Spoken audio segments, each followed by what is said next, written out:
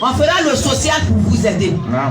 La jeunesse là, qui ne travaille pas, c'est ça qui est moi mon souci.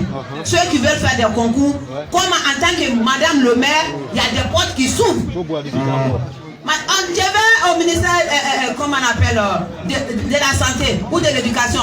Maintenant, j'ai 10 ou 20 personnes qui veulent passer le concours, ils viennent me voir. Mais quand je vais seul, j'arrive à régler depuis un certain moment, un peu. Mais quand je vais maintenant, en tant que madame le maire de San Pedro, deuxième poumon économique de la Côte d'Ivoire, dès qu'on dit au directeur ou au ministre, c'est madame le maire qui est là, vous croyez que quoi? Il va bien me recevoir? Très bien. En tant mes dossiers sont dans ma main. Oui, c'est français. Mais quand je rentre en tant que femme, c'est pas son camarade garçon. Il suffit de jeter un petit sourire, mais le ministre il est content, et puis tu glisses ton dossier. C'est de ça il s'agit. Oui. C'est pas les 10 000 pour 5 ans. Oui. C'est pas les 30 000 pour 5 ans. Et quand on me dit, ce qui est sûr, nos parents, si tu donnes l'argent seulement, c'est l'argent. Et il y a une qui m'a dit la fois dernière au Bado. Ma question est déterminante dans cette affaire qui fait couler beaucoup d'encre. Quels sont vos rapports avec madame le maire de San Pedro? Vos rapports personnels avec elle? Vous connaissez? Non. Personnellement, moi je ne la connais pas. Personnellement, je ne la connais pas. C'est une sage-femme. D'accord. C'est une sage-femme qui fait partie... du personnel de la santé. Du personnel de la santé. Elle aurait démissionné, je pense, elle aurait démissionné donc, pour s'occuper des affaires politiques. Donc, elle n'est plus sage-femme de sa profession. Mais, ce que je peux dire, quand on parle de ses propos, c'est qu'actuellement, elle est en service dans une formation à base communautaire qui est appelée Dominique Ouattara. C'est elle qui est responsable de ce centre-là.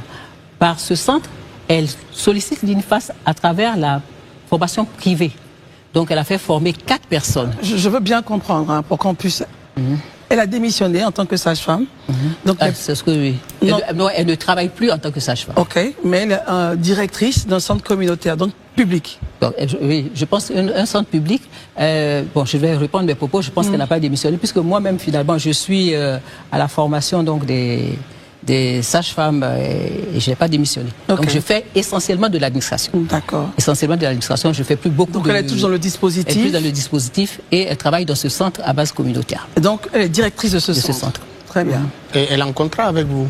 Avec les conventions. Votre institution. Parce qu'avec l'institut, vous avez le personnel public qui rentre et puis maintenant tous ceux qui ne peuvent plus passer les concours, au-delà de 32 ans, et entrent à l'INFAS par convention pour le privé.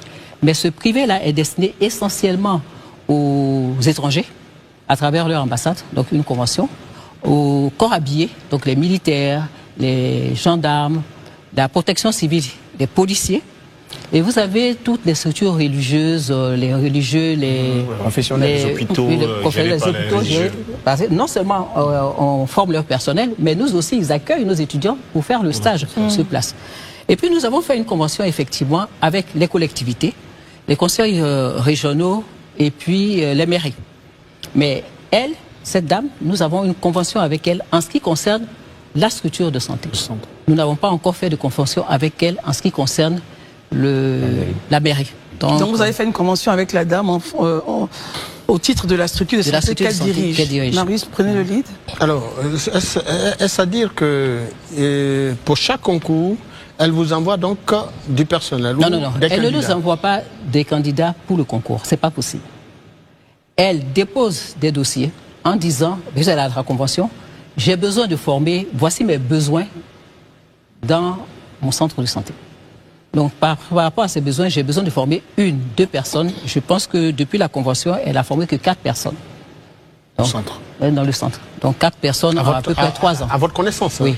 Donc, ça, ce sont les résultats donnés par le service de la scolarité. Donc, ce sont 4 formations. Et pour qu'elle puisse avoir la capacité de former des personnes, il ne nécessite pas un concours.